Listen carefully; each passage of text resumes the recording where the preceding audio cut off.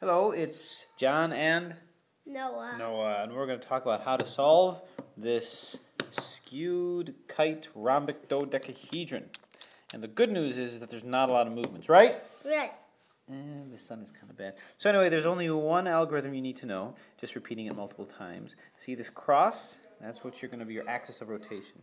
So with this cross, you're either going to go R, I guess this is RI, and this is L, and this will be R and Li. And a typical pattern is going to be R, I, L, R, I guess prime, R, and L. So basically you're just doing a crisscross. Go from the up and go from the back. And it's as simple as that. That's all you need to know. So first we're going to define a side, which is going to be this cube here with all of its surrounding little niblets. Cubelets. What do you think those? Cubelets? Yeah. They're called cubelets? All right. So I'm going to find the other baby blue. Baby ears. Whoop. And it does that. Anyway, here's the other baby blue. And I'm going to position it, well, I guess I could just bring it, well, no. So I'm going to position it to where there's one big cube. And then the pattern is going to be a crisscross, where I start off here. And I just keep doing that. One. I'd already put that in there, but just to keep going to show. And that puts that in line, and this is already in line. So then we move to the next side, yellow. Yellow's already here. So I'm going to look for the other yellow. And the other yellow is right here. So once again, I'm going to position it to where there's one big fat one in between. And I'm going to do, starting with the L. So L, R prime, L prime, R, and just keep doing it over and over again until it eventually gets into position. So you keep doing that until the side is solved. So we have green, here's the green over here. So once again, we're going to position it to where we've got a big cube in between it, which would be like this. Oh, I lost it. Where'd it go? Where'd it go? Here, oh, here it is. Ah, it's right there. Anyway, position it to where there's a big cube in between it. There you go. And then same thing, just moving it down.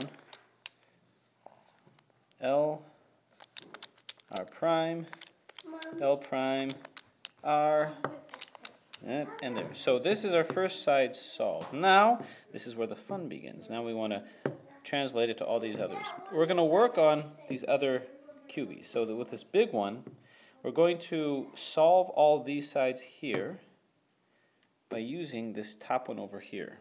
So the first one, let's work on this. We need to find the blue.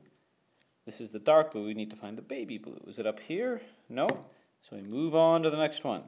We need to find the yellow. The yellow's here. It's in position. It's flipped, but that doesn't matter right now. This is green, light green. And light green is not up there, so we move on to the other one. Gray. Okay. So gray is up here. We want to move this down. Now this algorithm is, we just do it once. Okay, that's fine. So what you want to do is move it in. So if it's here, it'll move it in here. So it's going to start off with R prime, L, R, L prime. So just basically did that crisscross, and that's in position.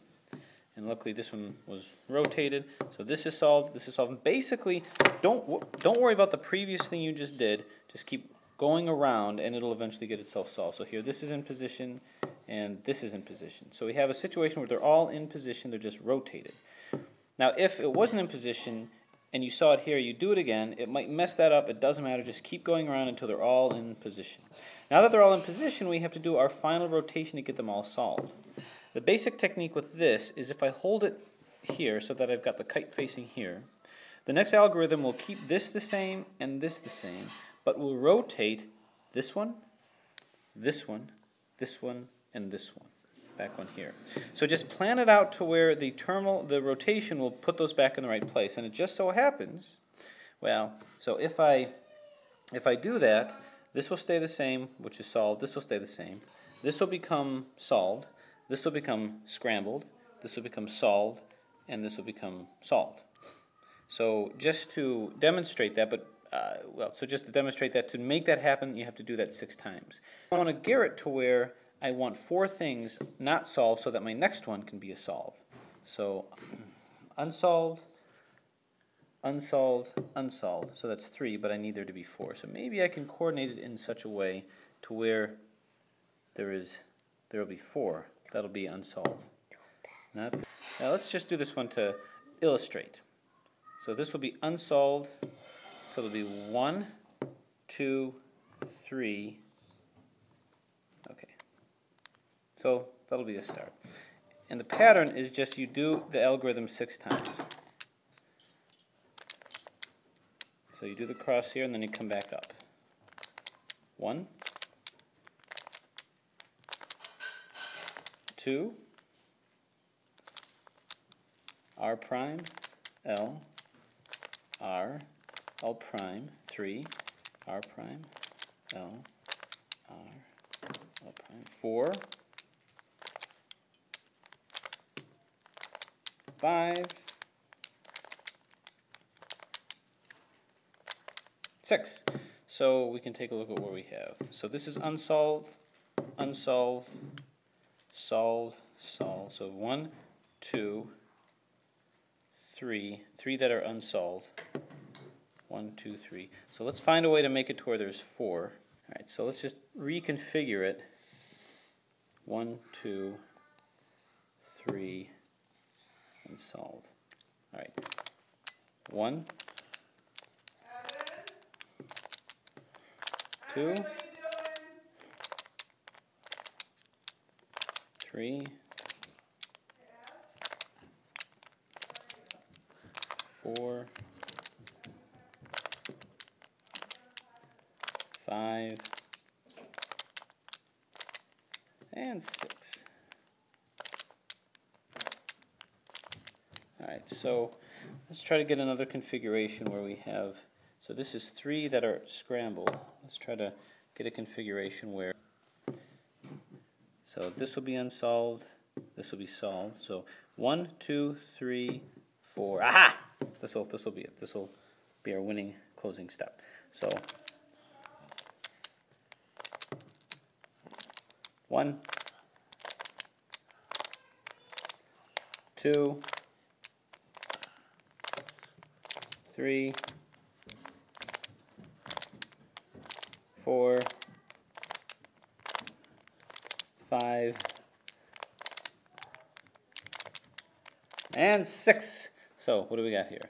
We got solved, solved, and these guys are scrambled. Scrambled. By scrambled I mean rotated. So we're going to position it here.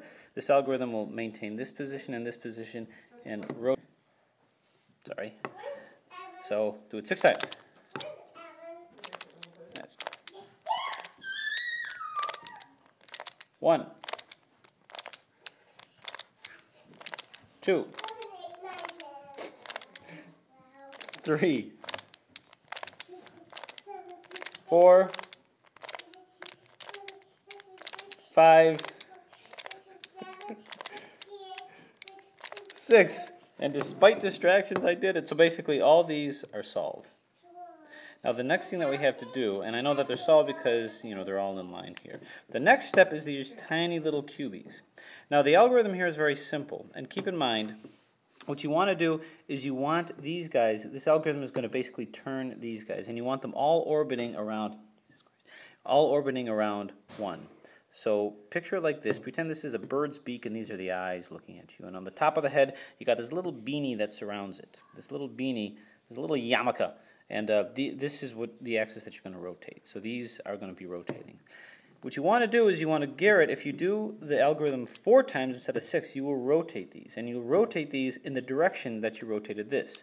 So this is rotating counterclockwise. These two, at the end of it, are going to be rotated counterclockwise.